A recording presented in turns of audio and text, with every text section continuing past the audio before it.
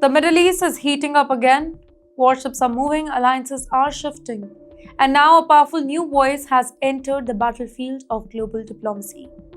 Russia stepped forward, not quietly, not cautiously this time, but with a message that is shaking global strategy. Russian President Vladimir Putin has openly declared full support for Iran. Yes, full support.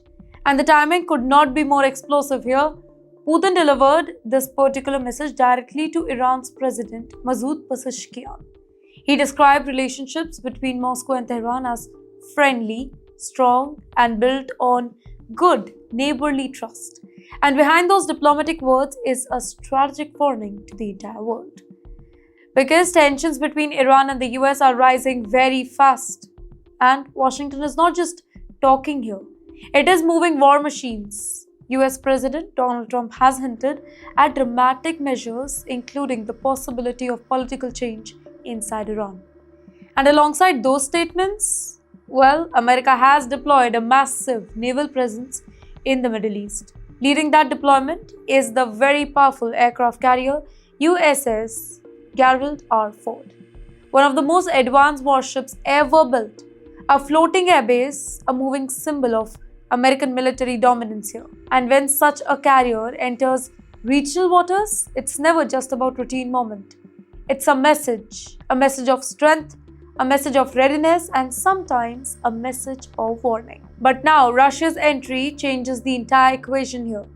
By openly backing Iran, Moscow is kind of signaling that it will not stay neutral if tensions escalate. It is also reinforcing a growing strategic partnership between Russia and Iran. A partnership built over years through military coordination, economic coordination, and shared opposition to Western pressure here. Now, for Tehran, Russia's support offers diplomatic strength.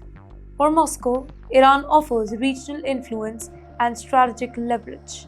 Together, they create a very powerful counterbalance. And this is why the global analysts are watching closely, because when major powers take sides, regional conflict can quickly turn into global confrontation.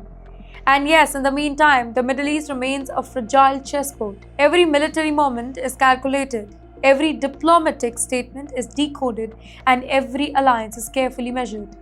If American military pressure continues to rise again and again, and Russia deepens its backing of Iran, the region could enter one of the most dangerous phases in the year. And here is another question quietly emerging. Will the US warships continue expanding their presence, or could rising risk force strategic repositioning? Because naval power projects strength, but it also faces new threats in the modern warfare zones. Well, for now, Iran stands defiant, Russia stands supportive, and America stands heavily armed. And the space for diplomacy is now shrinking. History shows something very dangerous here.